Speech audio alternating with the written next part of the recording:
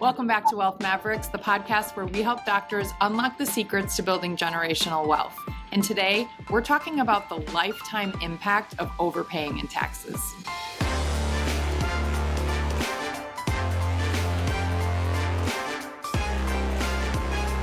Our job is to help hold them accountable to do the things they need to do to get there, including making better choices financially so that their tax situation is better. What ripple effect could that have, like on your grandkids, on your great-grandkids, on your community? All right, welcome back to Wealth Mavericks. We just wrapped up another tax season, and once again, most high earners just paid way more than they had to the government.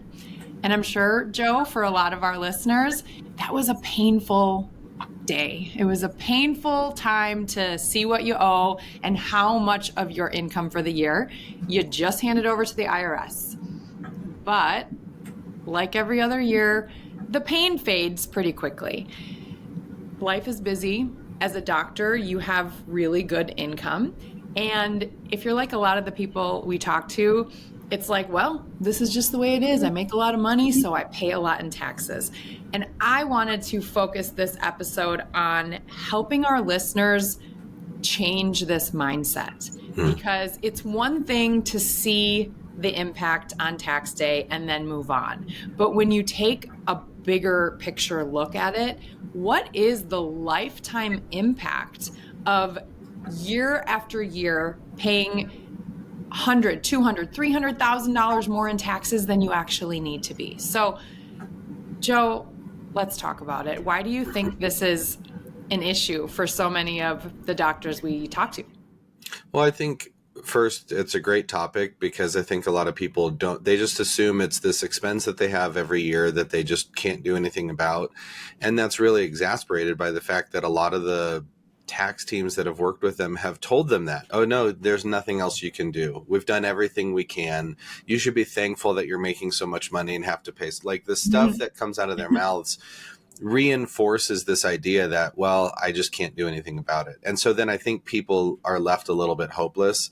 And if you go back in history and look at like income taxes and where they came from, and the founding fathers probably rolling over in their graves at what we're doing. I mean, we've had doctors come on who have like real visceral reactions to this, and it usually is around tax time. I mean, saying things like, you know, they're in California, for example, between federal and state, and they're over 50% tax bracket. And like that's slavery. That's like enslavement. And so to your point, the feeling kind of fades because you know what? Life is pretty freaking good, right? You've got a really good income. You're making $1 million a year. And okay, so there's a couple $100,000 that I just have to pay as part of this gig, right? Whatever. I think you're right. It's like they just forget that pain and move on. But it's an interesting perspective to take. Let's look at the long-term picture. And these are not small dollar figures that we're dealing with. Like if it was like a little bit more, even so, like, yeah, you should be motivated to want to maximize what you can. But I mean, you see this, you're dealing with these doctors on a daily basis, Erin, and you see the impact financially when they start getting ahead, like when they start finally feeling like they're making progress quicker. And it just makes me think of like, you know, the analogy, like if you're on a 100-mile journey and you're off by 1 degree in the beginning, by the end, you're off by miles and miles. So it's those little adjustments that you make throughout the course that get you there faster or get you there more accurately, whatever you want to look at with that. I think that's what they're missing right now. Yeah, and I really hear words like I'm being decimated by taxes or I'm despondent at my tax bill or it's criminal. Like people will swear and they'll be really mad, like all these really big emotions. But then in a lot of the cases, they still don't move forward in membership because, you know, like we said, they're too busy or they don't quite believe it's possible. And it's like, you're just going to feel that same way again next year. And yes, for a lot of our doctors, we always talk about this gap. It's like you earn this money, you live the lifestyle that you want to live, you're saving for your future, for retirement, but then you still have this gap. And for some people, it is a large gap, and they're just sitting on money in liquid savings, or, you know, maybe they go buy their first property, but they're investing in it personally. They don't have any sort of entity set up. They really don't know what they're doing, but they're like, well, I have all this extra money. Mm-hmm. So now to tell them, well, you could actually have an extra 6 figures plus a year, they're like, I don't know, do I really need that? Some people are like, I've already achieved, you know, we talk about goals in our Freedom Roadmap in the onboarding call. And some people really struggle with like, what do I want to accomplish beyond just like a good retirement and saving for my kids' college? Like, we have to help them dream even bigger. And so this is the conversation of, yeah, maybe it doesn't feel like a big deal right now, but if you have another 10, 20, 30 years to work, and putting the right plan in place can help you save, say, $200,000 a year. Because like that is a common number that we see. And it's not like you're just, I mean, you're literally then using that to grow your future. So over 20 years, that's what, like $4 million, $4 million. And that doesn't even count what you're going to then earn in gains in whatever you invest in. So what ripple effect could that have, like on your grandkids, on your great grandkids, on your community? So I think it comes down to stewardship almost. Like, how is that responsible, overpaying by so much? And do you really feel like that money is better spent by our government? Which, sure, of course, they need some tax dollars, but or in the hands of your kids and grandkids. And, you know, so what do you think about that, this stewardship issue? So I do think that there's elements of stewardship. And I think I would say more importantly, my interest in working with doctors is with people who do want to maximize those things. If it's not like, if you're a doctor and you're making $1 million a year and you're paying, you know, hundreds of thousands of dollars in taxes and you're living a great life and everything's fine and you don't care, fine. That's on you. Like, you do you, boo. Sure. Like, that's like, truly, that's how I feel about it. I'm not interested in working with people like that. Like, if that's your way of doing life, like, I want to work with people who are interested in legacy. I want to work with people who do have goals, and they have meaningful goals that they intend to achieve. And our job is to help hold them accountable to do the things they need to do to get there, including making better choices financially so that their tax situation is better. So I think more than anything, it is a mindset. If you have a mindset of stewardship, taking that which you have and maximizing it, then that's where this comes in.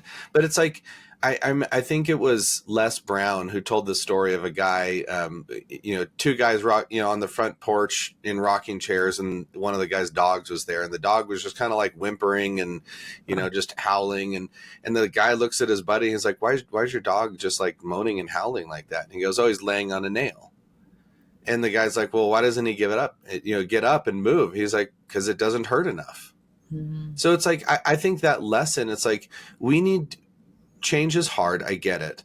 But if we're in a situation that we don't like, we have options. And one of the options is to do something different. And that's going to take a little bit of courage. That's going to take a little bit of risk, whatever it might be.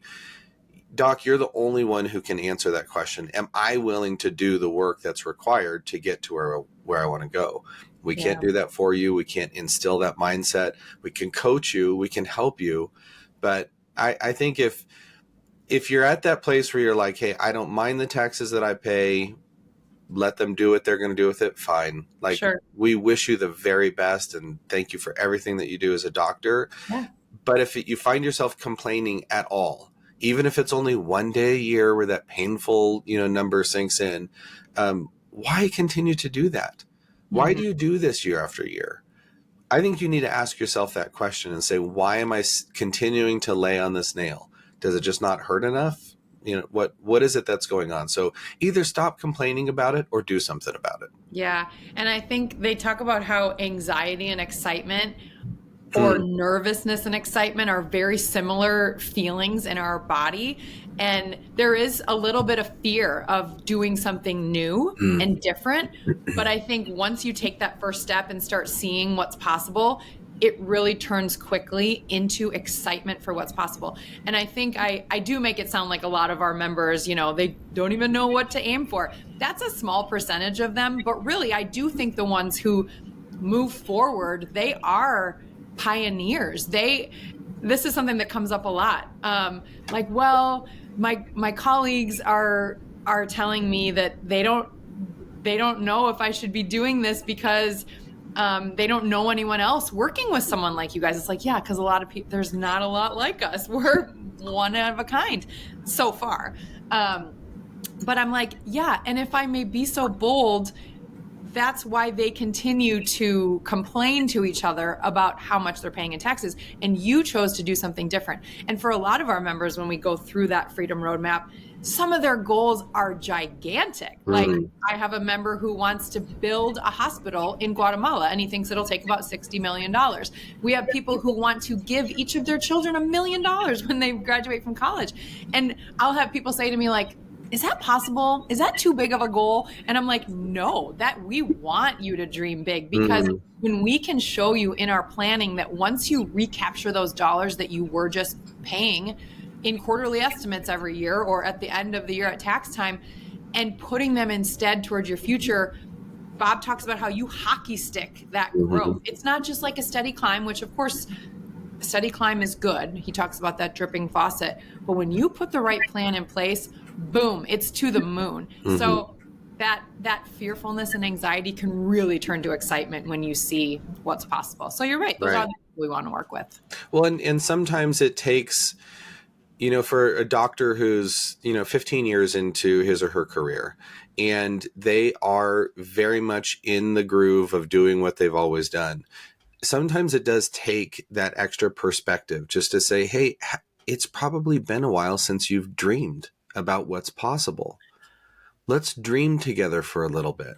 And I think that's where people get excited. It's like, I have seen in my career coaching, that is so much of what I've done, is just help people to paint a more vibrant, a more attractive vision of their future than they previously had. And when you see people set that vision, and to your point, Erin, like not limiting them on what they can do, because I think about it, Doc, like remember back to the early days when you were exploring medicine. Why did you get into this? You probably had a big vision. You knew what you wanted to do because you're here. Like you did the work that was required to get here.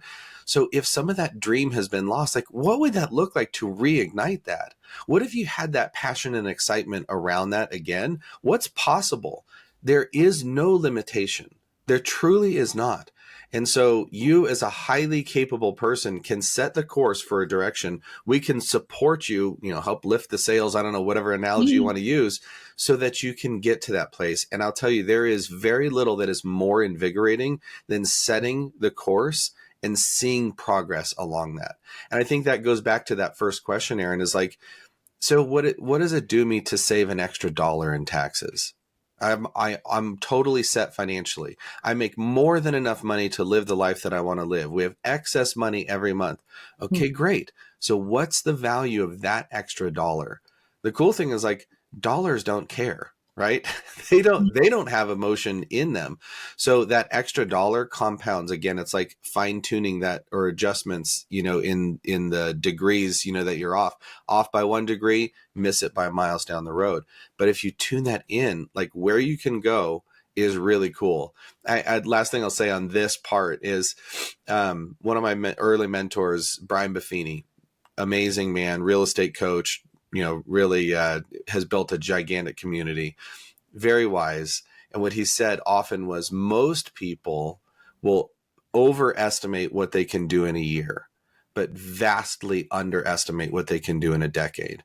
And so I think, Doc, as you're listening to this, we want to help you think 10 years down the road. Yes. We want to help you think about that giant number, Erin, like you said, like not just the savings, because that $4 million of savings is so much more than that with the compounded interest, like over 20 years. Are you kidding me? Like do some simple math on compounding interest. It'll blow your mind. So we really do believe in the value of every single dollar that you can save and then invest.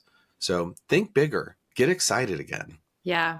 And I think that's a huge part of what we do in our membership, in our coaching, is in every area, helping people see beyond the right now. Because people just fall into that. Like we use analogies with health a lot, but like people will go on a diet or like set a goal, and then when they're not seeing immediate results, are like, well, I'm just going to give up. It's like, what is yourself of 5 years from now going to say to you? Like, the time's going to pass anyway. So do the right actions today to achieve that goal. And it's the same in your business, in your family, like how you are with your spouse and your kids. Like, what ramifications does that have on how your family is going to look in 5, 10, 20 years? And I think on the flip side with the money, we will, our membership, it's not like paying a CPA. It is more significant than that, but you're getting a ton of value.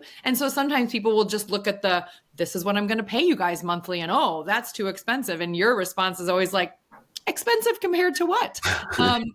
As expensive as paying an extra $150,000 to the government every year. So like, you need to look beyond that immediate expense to like, what is this going to get me in the future? So I really think those are the two of the biggest roadblocks, I think, to, people are listening. And if they're not a member, like they're considering it, is does it hurt enough? Or on the flip side, like, oh, I don't know if I can do that right now, but you have to take the bigger picture. Right. And it's really not to be missed that if something's going to change, something's got to change. Like you can't just do the same thing and expect a different result. Like that's a broken philosophy. So for anyone who's thinking about that, I think the interesting thing about what we do is so far beyond just finance. So the value that we create for our members literally happens in an instant. It's the moment that their tax return gets filed after we've done all of our planning and implementation. So that's the moment where we extract all the value. That's, believe it or not, fairly simple for us. Like that's really, really easy. It's hard, but what we heavily invest in is the ongoing relationship. I think people will come to us because, hey, I've got this tax problem and you guys can solve this. And we do. So that's why they come to us. But there is so much more. I mean, Erin, for you and the other coaches and trusted advisors, their job expands so far beyond just finance. And so we look at this really, Doc, is all about mindset across you as a holistic human being. How you show up spiritually, family, business, financial, fitness, all of these things. And this principle of that just extra little bit as often as I can in every area goes a long way. It goes a long way in your relationship with your spouse or with your kids or your physical relationship with yourself. Am I going to skip the workout today or am I going to do it? You know what I mean? Like all of those things matter. I think about, so years ago, I did a triathlon. Now, I was not like a competitive triathlete. So I was not the guy who was running while hopping and putting my shoes on. I mean, there are literally guys who would get out of the water and they're like stripping their wetsuit as they're like running almost in a full sprint, because those guys are focused on every second because every second matters. And each of those transitions from swimming to biking, all of a sudden, they're literally like they snap their shoes onto their bike so that they can hop on barefoot and then put their shoe on while they're riding. I'm like, so I didn't care. I wasn't competing in this. It didn't matter to me. I just wanted to complete it was a half Ironman. For those people who were taking seriously what they were doing and they truly wanted to see what was possible for them, they were serious about those things. And the training and the practice and all of it mattered. So I think for us, like that's our job as coaches in your world, is in every area of your life, how do you get that extra inch so that, correct that extra degree so that you hit your target more assuredly and quicker. I mean, that's what we do. It's all about mindset. I love it. Well, thank you, Joe. I hope that we have shifted some perspectives today. I just think it's cliche, but it's like, do something today that your future self and your future family will thank you for. We love being able to have that kind of impact. So hopefully tax time wasn't too painful for you, but if it was, we're here for you, Doc. Thank you for listening. Until next time, go be a wealth maverick.